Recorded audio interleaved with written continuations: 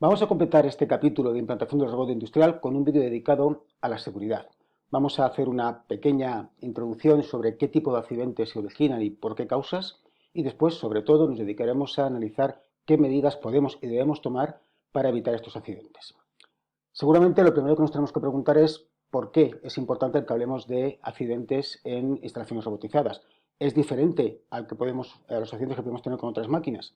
Pues yo creo que hay dos motivos. El primero es el que tenéis ahí puesto, y es que sin duda aún tenemos una cierta reticencia por asumir que el robot es una máquina como cualquier otra. Hay lo que he puesto ahí como la amenaza de Terminator, es decir, esa idea de que el robot es una máquina autónoma que puede tomar decisiones y puede en un momento determinado amenazarnos. A día de hoy el robot industrial evidentemente está muy lejos de esto, es una máquina totalmente programada, no sé qué pasará en el futuro, pero a día de hoy no lo es. Y en segundo lugar, sin duda, como toda innovación industrial, supone una cierta modificación de los puestos de trabajo. Y esta amenaza que puede suponer algunos puestos de trabajo crea una cierta animadversión y que da lugar a una cierta amplificación del temor que podemos tener ante el accidente de un robot. Y tal vez hay otro motivo, y es que frente a otras máquinas, vamos a decir, cercanas, primas de los robots, como máquinas de control numérico, etcétera, el robot sí que puede tener un mayor riesgo de accidente. En cuanto al primer argumento, para un poco ilustrar hasta qué punto esto es verdad, os traigo dos noticias sacadas de periódicos de años 2015 y 2019.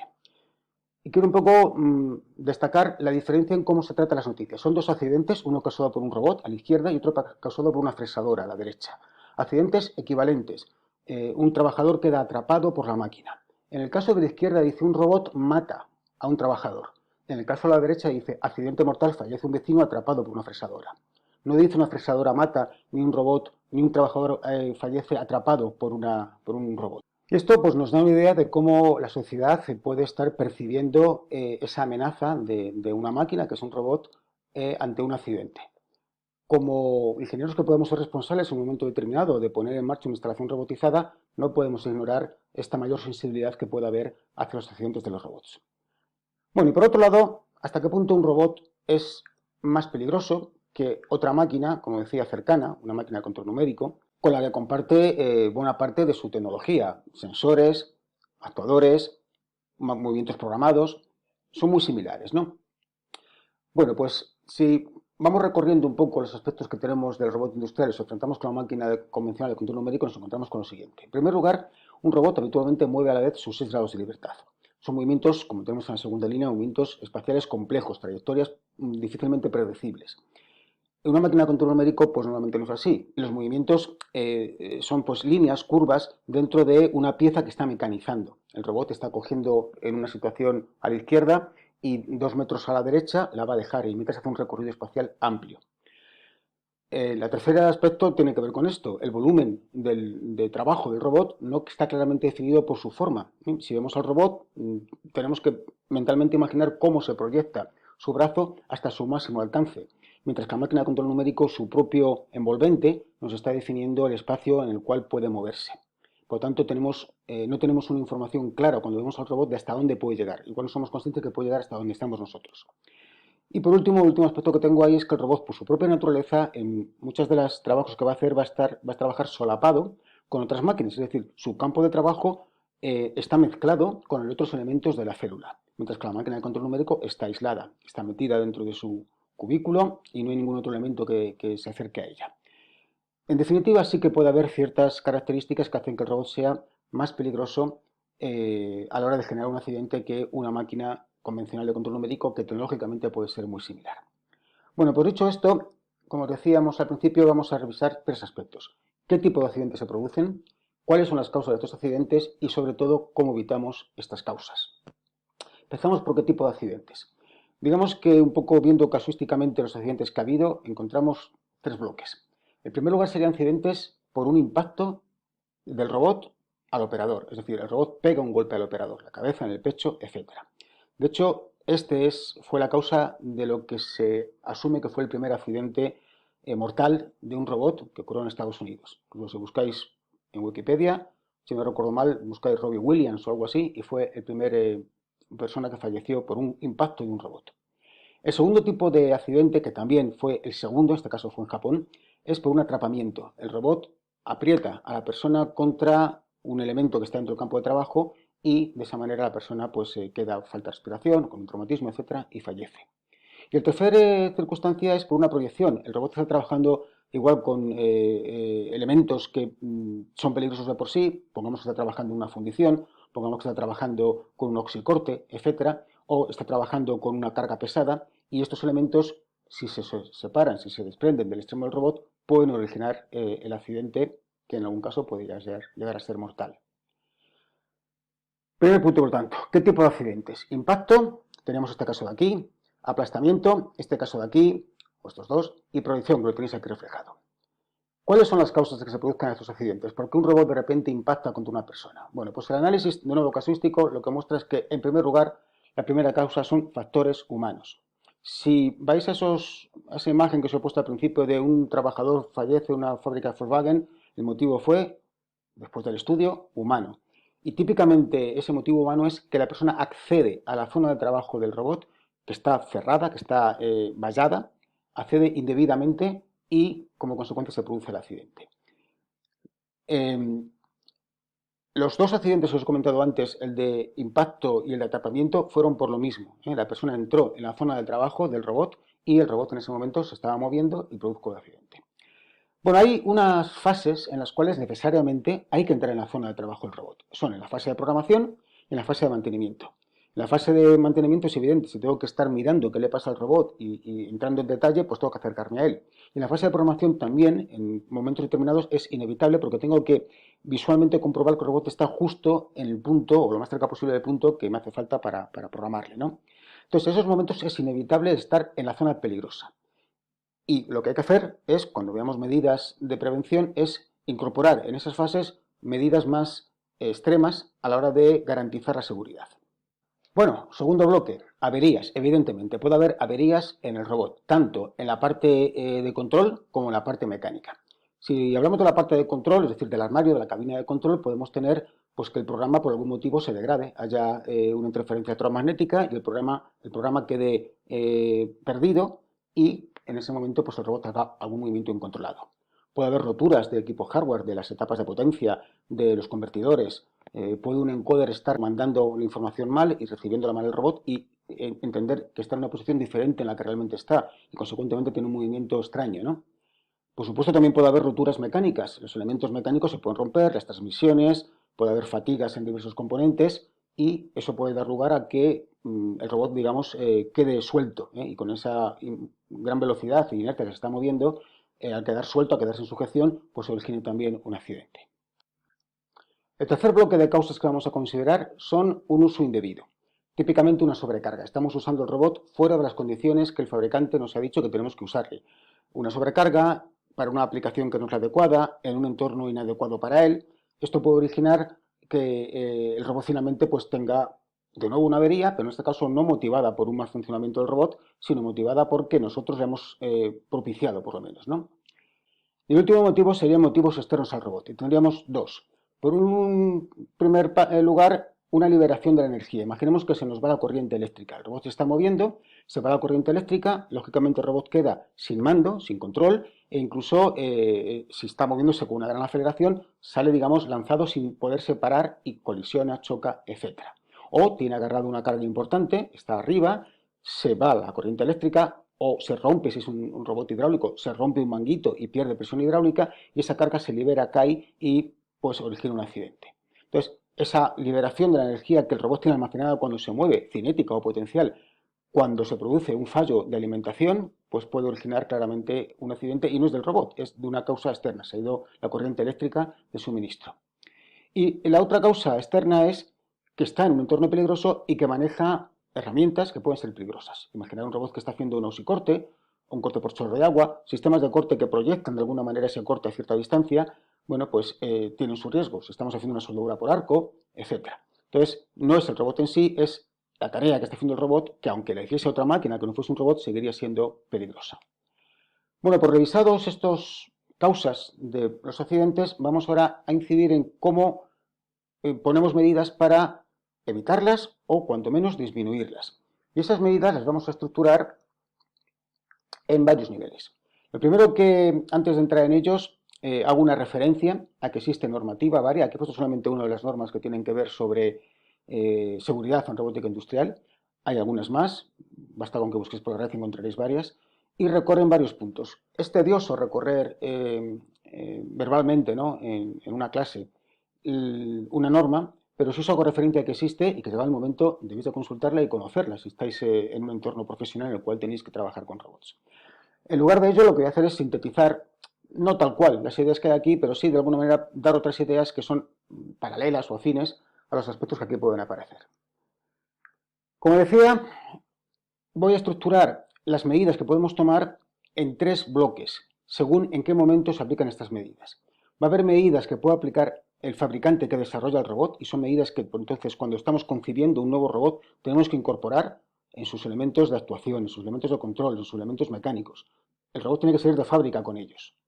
El segundo grupo de medidas es la que debe tomar el ingeniero que está diseñando una instalación robotizada, que está concibiendo cómo ese robot va a trabajar en su célula y tiene que incorporar a esa célula medidas de seguridad. Y el tercer grupo son aquellas medidas que hay que incorporar como responsables de una instalación que está en funcionamiento y somos los que tenemos que mantenerla, supervisarla, reprogramarla, etc., como usuarios finales. Fabricante, persona que proyecta la instalación y que la pone en marcha y persona que la explota. Empezamos con las medidas en la fase de diseño del robot.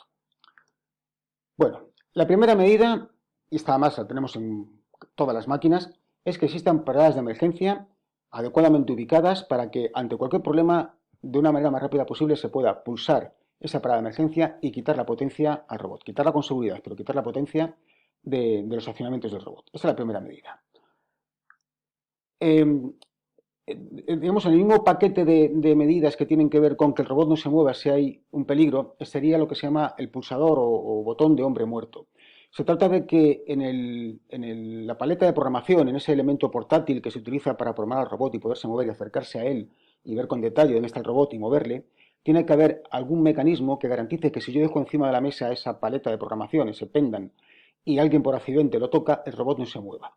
El mecanismo suele ser algún botón estratégicamente situado o alguna palanca estratégicamente situado que solamente cuando lo tenemos agarrado y estamos voluntariamente pulsando ese botón, el robot se puede mover. Aunque yo dé órdenes de movimiento, si ese botón no está activado, mi robot no se va a mover. Hace falta tener, por lo tanto, un botón apretado y dar la orden de movimiento.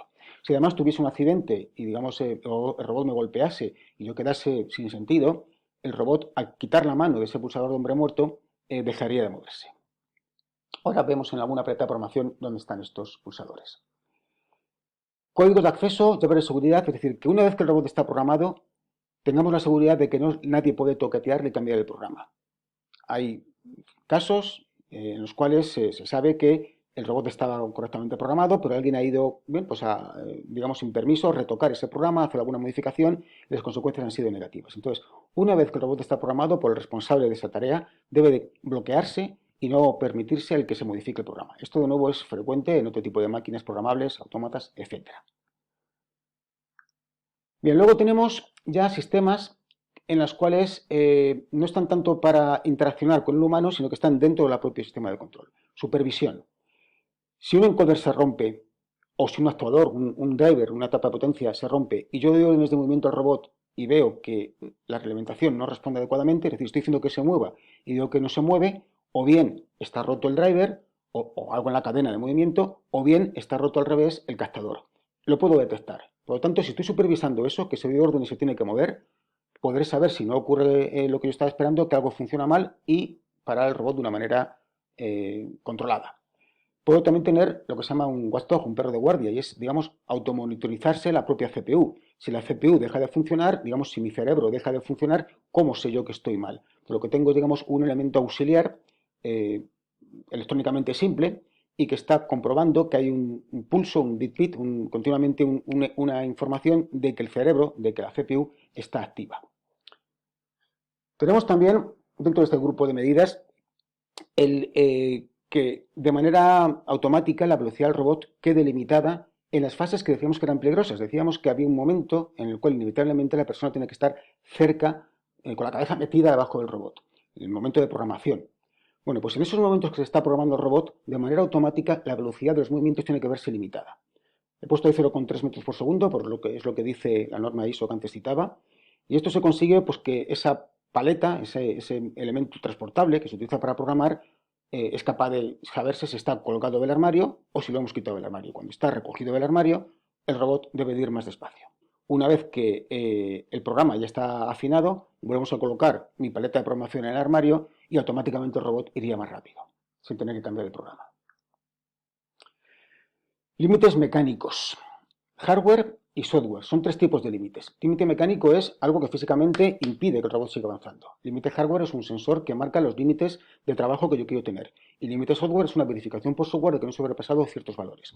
Estos límites los podemos poner al margen del programa. Es decir, yo puedo configurar el robot para que trabaje, aunque tenga un campo de acción de 360 grados, yo puedo limitar a que trabaje entre menos 90 y más 45, porque en mi tarea no me hace falta más. Y el resto está prohibido. Si por algún error el robot saliese de esos límites, el software lo detectaría y lo pararía. Puedo también correr estos límites hardware y situarlos justo en esas posiciones para que, normalmente se sitúan los límites hardware después del límite software, es decir, primero actúa el límite software y si sobrepasa actúa el límite hardware, para de nuevo parar al robot inmediatamente. Y por último, puedo poner por encima de ese límite hardware, con un campo de acción ligeramente superior, unos límites mecánicos que impedirían totalmente que el robot se moviese. Esto me va a impedir que en mi tarea, que yo sé que no tiene que cubrir nada más que 135 grados, el robot, por un error de programación, por un problema que sea, se salga de ese campo de trabajo. Detectores de sobreesfuerzo. Hemos dicho que algunos de los accidentes que ha habido eran por atrapamiento. La persona quedaba atrapada entre un objeto del campo de trabajo del robot y el propio robot. En ese caso, o bien cuando el robot choca contra un objeto de su entorno, es necesario detectarlo y quitar energía al robot. Y para eso les puede incorporar estos detectores de sobreesfuerzo, que muchas veces vienen ya por otros motivos. Recordemos que los motores deben de estar protegidos ante sobreintensidades y que hay sensores, lo que se llama un I2T, una imagen térmica que evalúa que que el motor se está recalentando demasiado y en ese caso corta la tapa de potencia. Bueno, pues cuando el robot colisiona, inmediatamente, puesto que tiene un control en cadena cerrada, intenta o mantiene el par en su motor para conseguir ir al punto de destino, que no ha llegado a él, mantiene un error, sus algoritmos de control, sus PIDs siguen actuando, el motor está recibiendo una intensidad excesiva durante un cierto tiempo, se recalienta y se cortaría. En todo caso, aunque esa medida que protege en principio al motor, también al final acaba protegiendo al operario o a la instalación, a la célula en general. Frenos mecánicos adicionales. También hemos dicho que un motivo de accidente era el entorno y una liberación de la energía, es decir, hemos dicho que se fuese la corriente eléctrica o que se fuese la presión hidráulica, etc. Y decíamos que si el robot está arriba sujetando una carga y se va la corriente eléctrica y no se hace nada, pues el robot va a caer con toda su carga y originar ese accidente. Bueno, pues para evitarlo se debe poner frenos en los actuadores, en los motores, si es un robot de accionamiento eléctrico. Frenos que actúan por lógica inversa, es decir, si hay señal de mando, si hay corriente, ese freno se abre y el motor se puede mover. En cuanto se quita la alimentación a ese freno, en cuanto que la corriente eléctrica, ese freno se cierra y bloquea el motor y así el robot no caería. Si fuese accionamiento hidráulico tendríamos algo equivalente con válvulas todo o nada que cortarían la posible fuga o escape de presión. Bueno, y por último, señales de autodiagnóstico. Cuando arrancamos el robot, no arranca inmediatamente, hace pues como cualquier ordenador que tiene un tiempo, hasta que hace una serie de pruebas, de verificaciones, de memoria, de que no está corrompido, en fin, una serie de tests, en el robot suelen ser bastante amplios, que va pasándolos y nos va dando a veces warning, es decir, ojo, que esto pues hay que revisarlo, o incluso puede no dejar encender. Imaginemos, por ejemplo, que el robot nos puede avisar de que le hace falta un mantenimiento. Entonces, pues llevamos tantas horas de funcionamiento del motor, está previsto que cada tantas horas haga un mantenimiento y te doy un warning de que debes hacer mantenimiento. Incluso hay sistemas que hacen un chequeo en línea, es decir, remotamente, y cuando el robot arranca hace una serie de pequeñas verificaciones, algunos movimientos, y esta información se envía a la central y allí pues se puede estar recogiendo datos y haciendo un cierto diagnóstico del estado del robot. Bueno, estas son medidas en la fase de diseño, es decir, salen de serie, el robot sale de fábrica con ellos. Decíamos este tema del parada de emergencia y pulsador de seguridad. Pues aquí he traído dos esquemas de dos paletas de programación, de dos pendant, que tienen estos elementos. Fijémonos en esta primera, que es de Festo, tenemos aquí la llave, Cuando la llave está bloqueada no hay modo de que la paleta reaccione a nada. Tenemos aquí una parada de emergencia. Las paradas de emergencia están en varios sitios. Una es la cabina de control, otra es el pendant y luego se pueden poner varias distribuidas estratégicamente, si es que se ve que es necesario, por la célula. Entonces la parada de emergencia y en la parte posterior, que no se ve, pero está en la parte posterior, digamos detrás, está ese pulsador de hombre muerto. Es decir, cuando se agarra la paleta, como se puede ver, se agarra haciendo uso de esta correa, por detrás tendré que introducir la mano y una vez introducir la mano, apretar ese pulsador de hombre muerto. Si suelto ese pulsador, aunque yo intente mover el robot con mis botones, no se va a mover. En este otro caso tenemos lo mismo, aquí el robot se mueve con un joystick. Esto que vemos aquí es un joystick que permite mover al robot en X y Z. Y tenemos lateralmente, aquí lateralmente, lo vemos aquí en la vista lateral, ese botón de hombre muerto. De nuevo se coge la paleta por detrás y con los dedos apretamos en esta zona de aquí para permitir que cuando movamos el joystick el robot se mueva. Si yo dejo la paleta encima de la mesa y alguien por error toca el joystick, el robot no se va a mover. Bueno, segundo bloque de medidas en la fase de diseño. Ahora estamos en el papel de la ingeniería que está proyectando una célula en la que interviene un robot. ¿Qué medidas debe de tomar en esa etapa? En primer lugar, estamos hablando de robótica convencional, no robótica colaborativa, que tiene un tratamiento diferente y que hablaremos en otro vídeo. Se deben de poner barreras que impidan el acceso de las personas. Donde está moviéndose el robot no hay personas. Entonces, para evitarlo se ponen barreras, que pueden ser barreras metálicas o barreras ópticas, pero en todo caso, si se entra en esa zona, el robot debe de pararse de manera inmediata. Esas barreras que están cerrando el espacio de peligro deben de tener fuera el armario de control. Si ponemos dentro el armario de control, resultaría que cuando vamos a manipularle para encenderle y demás, estamos en la zona peligrosa. Entonces, el armario de control fuera de esa zona peligrosa marcada por las barreras. Si es posible, depende de la tarea y depende de la instalación, se debe dejar espacio entre el robot y los objetos que hay alrededor, entre el robot y las paredes, etcétera, para evitar esos aplastamientos. Evidentemente, si el robot tiene que estar cogiendo y dejando cosas de una máquina, pues tendrá que estar en contacto cercano con la máquina, entonces no se podrá. Pero en lo posible, espacio libre. Decíamos que de fábrica debe venir con frenos, los motores, pero es que hay otros elementos que igual también podemos ya externos al robot que podemos aumentar su seguridad en caso de que haya un corte de energía eléctrica. Decíamos antes, por ejemplo, que si se va el fluido eléctrico o si se va el fluido de presión hidráulica, se libera una carga. Bueno, imaginemos que estamos hablando ya de la garra del robot. La garra del robot no es del robot, es un elemento externo que igual hemos diseñado para esa aplicación. Bueno, pues esa garra también debería de evitar que si se va la alimentación, si se va la potencia, la garra no se abre y deje caer el objeto que tenía.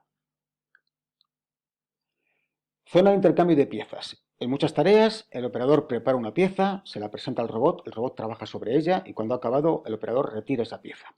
Bueno, pues en ese momento en el cual evidentemente tienen que compartir un espacio, no basta con que el robot esté parado. Debemos de intentar incorporar unas medidas.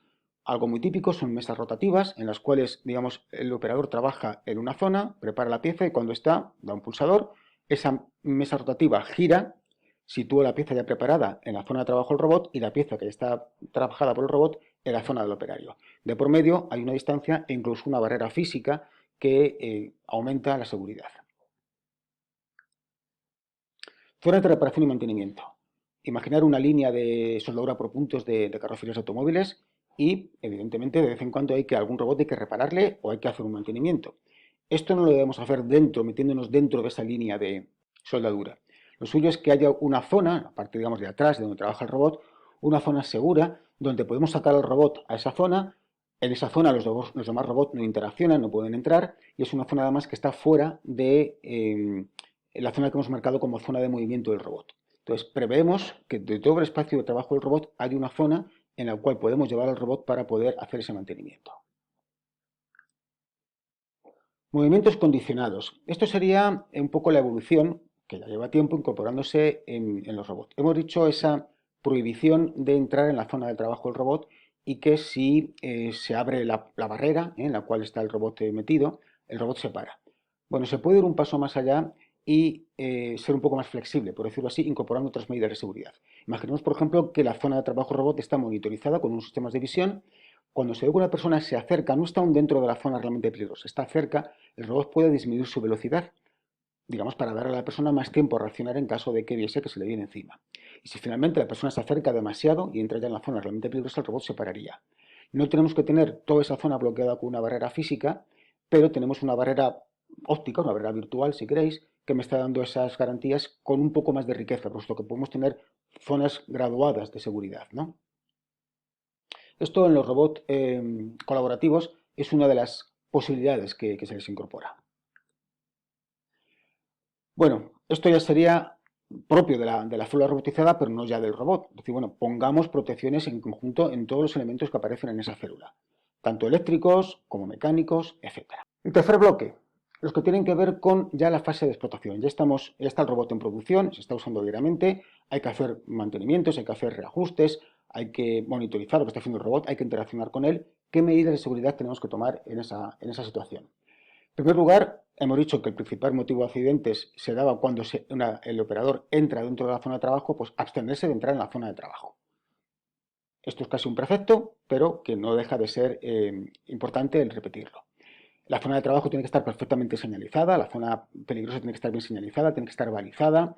Cuando el robot está en marcha debe de haber una baliza que está encendida, parpadeando, y cuando el robot va a arrancar al principio de turno debe de emitirse una sirena o un sonido para avisar, y luego ese sonido acaba y la baliza sigue parpadeando porque aunque el robot esté parado, el programa igual está en marcha. Queremos que la célula está sin trabajar, no hay peligro, el robot no se va a mover, pero está en marcha. De repente entro, se va la condición de que la pieza llega y el robot se pone en marcha. Entonces, para saber que el robot está en funcionamiento, debemos incorporar esa baliza que está parpadeando continuamente. Señales luminosas al principio acústicas al principio del turno y luego luminosas continuamente mientras la máquina, el robot, esté operativo.